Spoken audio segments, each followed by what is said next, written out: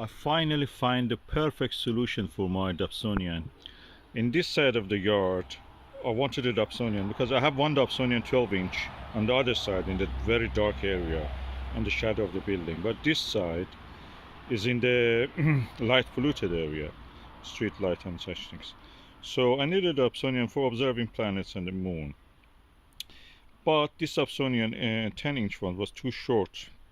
So I put originally a log there, as you can see, but that was again too small. The 3 legs of the Dobsonian mount were coming out of it. So I went for the water butt solution. This water butt came to me for free, and it just had some cracks. I repaired it with a heat glue gun, and now I can use it. It's perfect size for this. It's a 200-liter support water bottle stand, and it can support my Skywatcher 10-inch Dobsonian, and it comes at a lovely height for my use.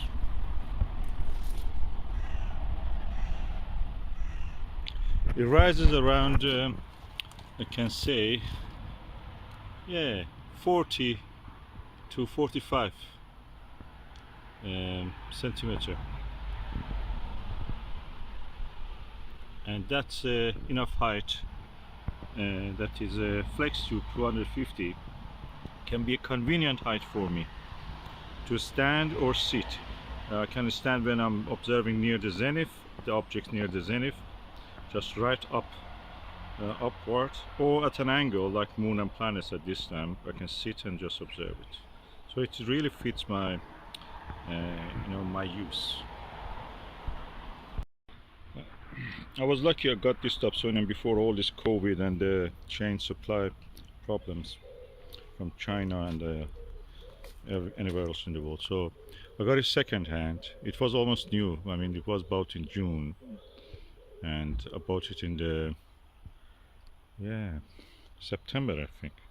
The person probably had the same problem as the height problem, so he wanted a bigger aperture, and this one was not giving him that aperture that he needed. So I grabbed it, but I also bought a 12-inch again second hand.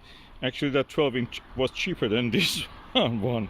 Of course, this was almost new, so, but very cheap, cheaper than anything else. I got it, and that's the way I'm going to use it now. I think I bought this 370, and the Dobsonian big 12-inch one I got it around 310,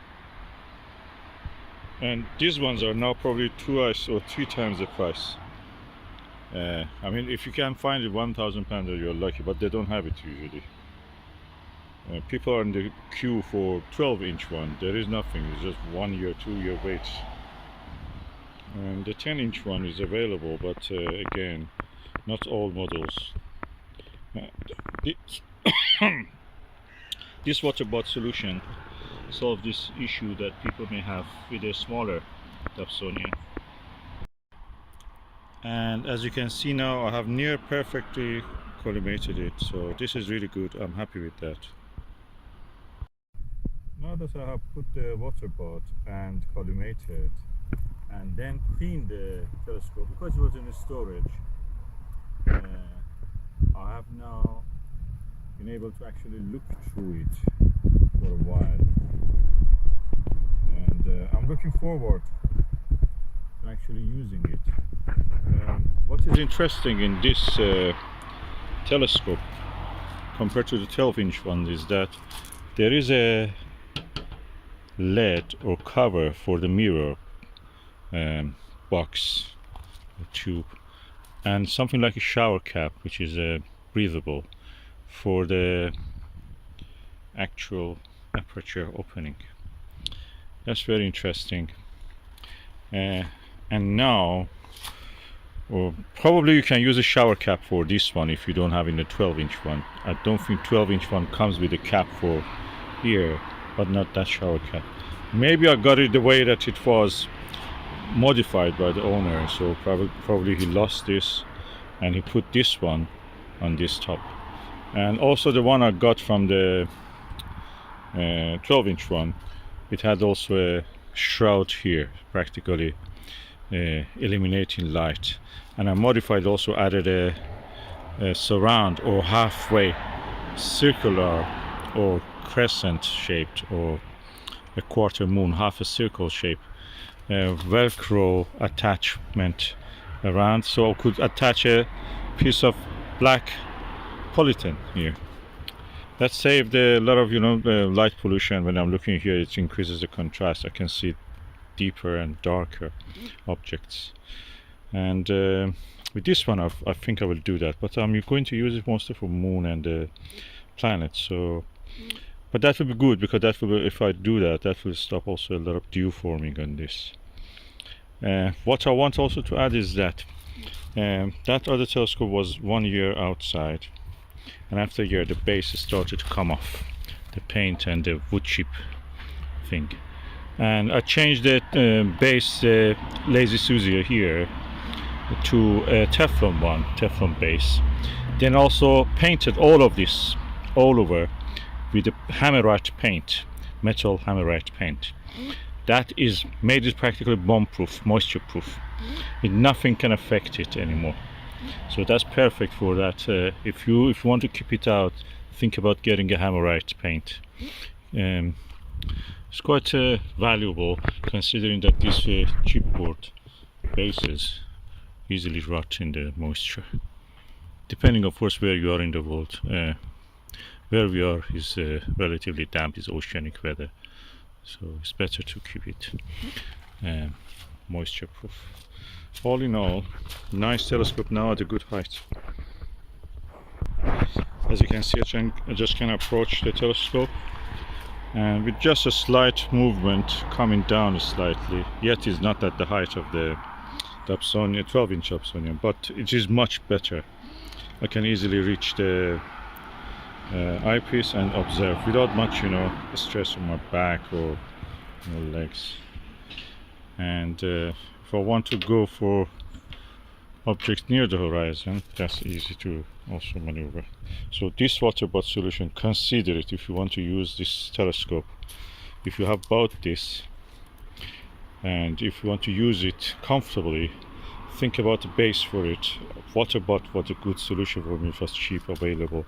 I didn't need to do anything, I just covered the cracks with a hot glue, hot plastic glue.